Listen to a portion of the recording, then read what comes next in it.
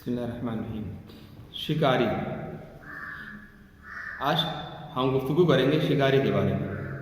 کہہ رہے ہیں وہ انسان جو پہلے قدیم زمانے کا انسان کہلاتا تھا، رفتہ رفتہ اس نے جو ہے اپنے کھانے کا انتظام کچھ اس طرح کیا کہ وہ شکار کرنے لگا۔ وہی کہہ رہے اس برہنہ تن وحشی انسان کی پہلی ملکی مہم یہ تھی کہ وہ درندوں، گزندوں اور وحشی جانوروں کو جو خدا کی زمین پر قابض تھے مارے، اپنے گھر سے نکالے، اپنے علاقے سے نکالے اور ان کو مغلوب کرے۔ تو کہہ رہے یہ جو انسان کیونکہ جو ہے ارلی انسان تھا، قدیم زمانے کا انسان تھا، تو وہ برہنہ رہتا تھا، صرف پیڑ پودوں کے پتے وغیرہ باندھ لیتا تھا۔ تو اس کی ملکی مہم یہ تھی کہ وہ چوپائے درندوں کو پکڑے یا ان کو اپنے علاقے سے بھگائے یا ان کو مغلوب کر لے، یعنی پالنے پوسنے کے لیے تیار کر لے۔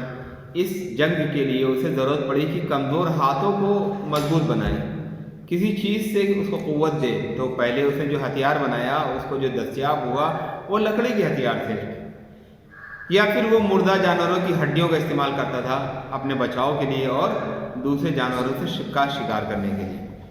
دھیرے دھیرے اس نے سخت پتھروں کو گھس کر نوکدار اور دھاردار بنا لیا، پھر بڑے بڑے جانوروں کا شکار کرنے لگا، ان سے خوراک بھی حاصل کی اور ان کی خاک کو اپنا لباس بنا لیا۔ مگر شکار کرنے کی بڑی مشق اور مہارت انسان کو اس وقت حاصل ہوئی جب اس نے لوہے کے ہتھیار بنائے، یعنی جب سے اس نے لوہے کے ہتھیار بنانا شروع کیے تو اس کو شکار کرنے میں بھی آسانی ہونے لگی۔ جب آسانی حاصل ہو گئی تو اسے مہارت آنے لگی۔ غرض اس وحشی حالت میں وہ گفاؤں میں رہتا تھا اور کیڑے مکوڑے یا پھر پیڑ پودوں کے پتے وغیرہ کھایا کرتا تھا۔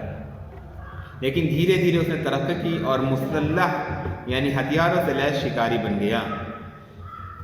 اس شکاری کا بچا ہوا جو کتے بلی اس سے کھانا کھاتے تھے، بچا ہوا اس کے، وہ سب اس سے مانوس ہو گئے اور وہ درندوں کی جماعت کو چھوڑ کر انسان کے آس پاس رہنے لگے۔ یہی حالت تھی ارلی انسان کی کہ وہ یعنی قدیم انسان کی کہ وہ انسان سے شکاری کیسے بنے۔ السلام علیکم۔